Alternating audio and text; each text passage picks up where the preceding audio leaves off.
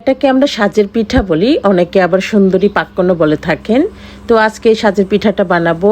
তার জন্য চুলায় বসিয়ে দিয়েছি দুধটা আপনি আন্দাজ মতো দিবেন, কতটুকু কাই করবেন সেটার উপর নির্ভর করবে কত বড় কাইটা করবেন। তো দেখেন দুধটা জাল উঠে গেছে, আমি এবার এতে দিয়ে দিচ্ছি ময়দা।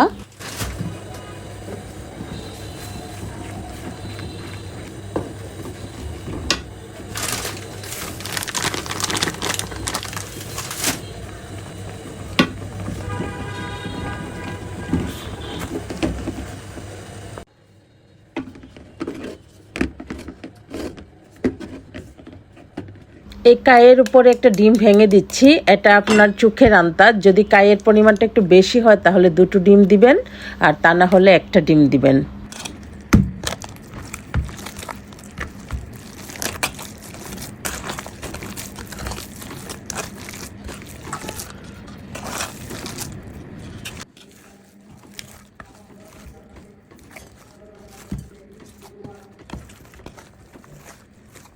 কাইটাকে খুব ভালো করে মথে নিচ্ছি। দেখেন সফট একটা কাই বা ডু তৈরি হয়ে গেছে। এবার অল্প অল্প করে ডু নিয়ে হাতের তালুতে খুব ভালো করে মথে তারপর দেখেন সাজে ফেলে ফেলে পিঠার আকৃতি করে বানিয়ে নিচ্ছি।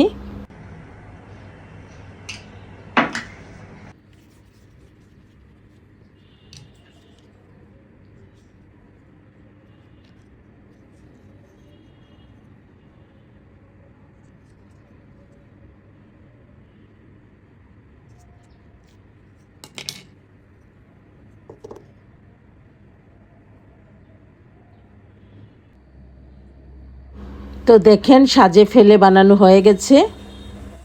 পিঠাগুলো ভাজার আগে একটা পাতলা শিরা তৈরি করে নেব, আর পিঠাগুলো ভাজতে ভাজতে শিরাটা তখন ঠান্ডা হয়ে যাবে। তো মিষ্টির পরিমাণটা আপনি যেরকম খেতে চান সেরকম দিবেন। শিরাটা বলক চলে এসেছে, এবার নামিয়ে নেব। তো এবার পিঠাগুলো ভেজে নেব।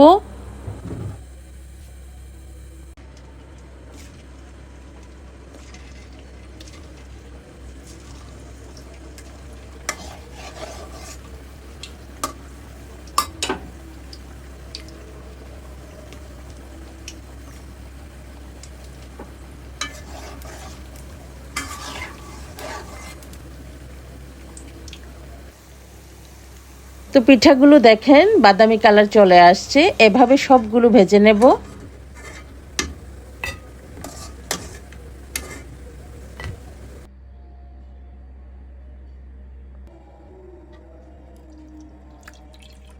এবার একটা বউলে শিরাটা ঢেলে নিচ্ছি এবং সেই শিরার মধ্যে পিঠাগুলো চুবিয়ে রেখে দেব 2 ঘন্টার মতো, ফ্রিজে রেখে দেব অথবা নর্মালও রেখে দিতে পারেন।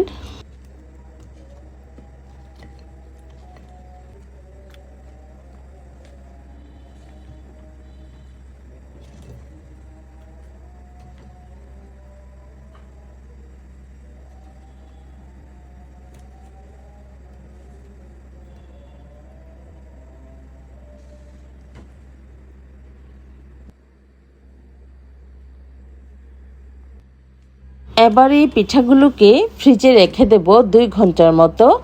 তো যখন পিঠাগুলো পুরো পানিটা চুষে ফুলে উঠবে তখন বের করে নেব।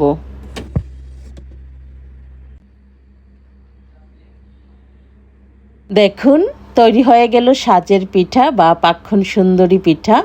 পানিগুলো টেনে পিঠাগুলো একদম ফুলে ফুলে উঠেছে এবং এতটাই সফট হয়েছে। এই সাজের পিঠা বানাতে অনেক ধৈর্যের দরকার, অনেক সময় লাগে। তো আপনাদের যদি এই রেসিপিটি ভালো লাগে অবশ্যই লাইক কমেন্ট করে শেয়ার করে সবাইকে দেখার সুযোগ করে দিবেন। আমি আপনাদেরকে একটা পিঠা কেটে দেখাচ্ছি, দেখেন কতটা সফট হয়েছে এবং ভেতরে অনেকগুলা লেয়ার হয় এবং খেতেও অসাধারণ লাগে।